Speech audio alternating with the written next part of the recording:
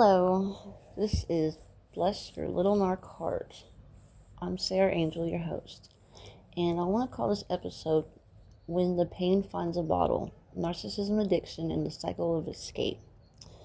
See, if you ever loved someone who seemed addicted to chaos, addicted to attention, addicted to control, or maybe just addicted to drugs or alcohol, today's episode is for you. And if you've ever found yourself reaching for something just to numb the pain after years of emotional abuse, this episode's for you too.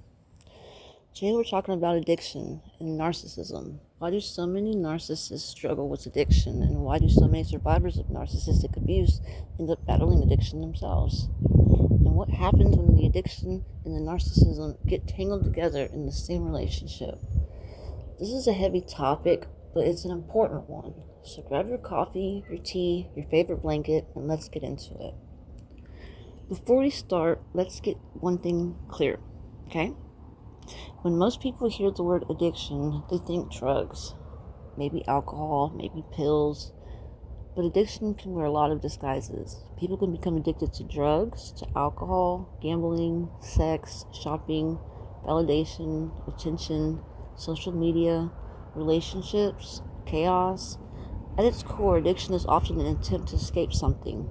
The pain, shame, fear, loneliness, or trauma. Addiction becomes a temporary life raft floating in a stormy ocean. And the problem is that the life raft usually has a hole in it. Now let's talk about narcissists. Not every narcissist is an addict, and not every addict is a narcissist. Those are two completely separate things, but there's a significant overlap. Why? Because underneath many narcissistic personalities is something they spend their entire lives running from. Shame. Deep shame. A lot of narcissists build false selves. They create a version of themselves that looks powerful or successful, confident, superior, or victimized depending on what gets them attention. But underneath the mask is often an insecurity that refuses to face. The addiction becomes another mask. It's another escape hatch, another way to avoid reality. Instead of processing emotions, they numb them.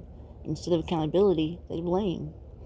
Instead of healing, they distract. Instead of self-reflection, they escape. The drug isn't always the substance. Sometimes the drug is attention. Sometimes the drug is control. Sometimes the drug is admiration. And sometimes the drug is being the victim.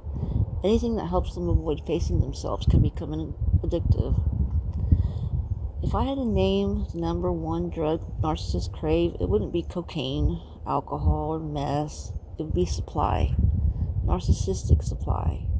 The constant stream of attention, admiration, sympathy, and validation or control. Think about it. The narcissist gets rushed when someone praises them, someone chases them, begs them to stay, cries over them, someone argues with them, or someone fears them. The emotional reaction becomes the fuel.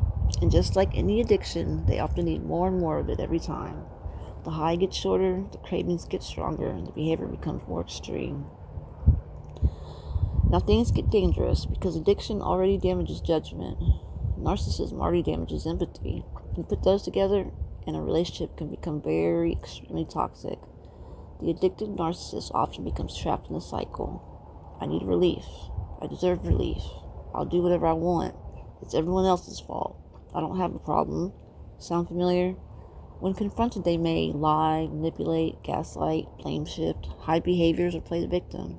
And because accountability threatens both the addiction and the narcissistic ego, they often become highly defensive. And the result, the people around them start living in survival mode. Now let's talk about something that isn't discussed enough. Sometimes the victim develops addiction themselves, not because they're weak, not because they're broken, because they've been drowning in emotional for years. Living with a narcissist can create chronic stress. Your nervous system stays activated. You're constantly waiting for the next argument, the next silent treatment, the next betrayal, the next emotional explosion. Your body never gets a chance to feel safe, and eventually some survivors start looking for relief. Maybe alcohol, maybe pills, food, maybe even shopping. Maybe it's another unhealthy relationship. Anything that quiets the pain for a little while, and that's how the trap begins. The survivor isn't chasing pleasure, they're often chasing peace. Here's something fascinating, I think. Research has shown that trauma bonds can activate the brain in ways that resemble addiction. Think about the cycle. The narcissist hurts you, then they love bomb you. Then they hurt you again, then they apologize. Then they hurt you again, then they become sweet. It's an emotional whiplash. Your brain starts craving the relief that becomes after abuse. And the same person causing the pain becomes the person providing temporary comfort. It's like being stabbed by someone who then hands you the bandage over and over. Eventually, your brain starts associating them with both suffering and relief. And that's one reason leaving can feel so difficult. You're not just leaving a person, you're breaking a psychological cycle. When addiction and narcissism combine, entire families suffer. Children become anxious, partners become exhausted, everyone begins adapting around the dysfunction. People stop speaking honestly, they start walking on eggshells. The household becomes centered around keeping the narcissist stable, keeping the addict calm, keeping the peace. Everybody learns to survive. Very few learn to heal. If you're listening today and you recognize yourself in this story, I want to talk to you directly. Healing starts when you stop trying to rescue someone who refuses to rescue themselves.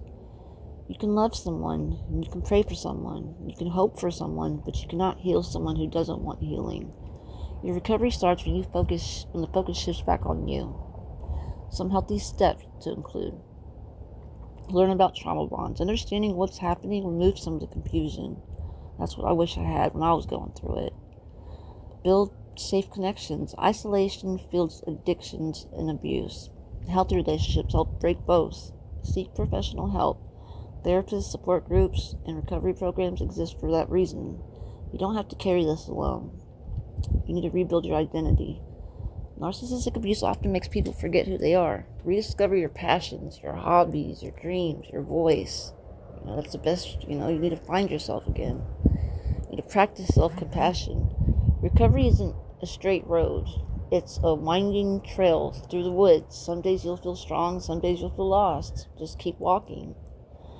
Before we end today's episode, I want to leave you with this. Addiction and narcissism both thrive in darkness. Healing begins in honesty. Whether you're a survivor of narcissistic abuse, whether you're battling addiction, or whether you're trying to rebuild your life after years of chaos, there is hope. You're not doomed to repeat the past. You're not required to stay trapped in someone else's dysfunction. And you are allowed to choose peace, even if it disappoints people who benefited from your suffering. Thank you for joining me today on another episode of Bless Your Little Narc Heart, Unmasking and Understanding and Healing from the Narcissistic Abuse. I'm your host, Sarah Angel, and until next time, protect your peace, trust your instincts, and remember, just because someone is hurting doesn't give them the permission to hurt you.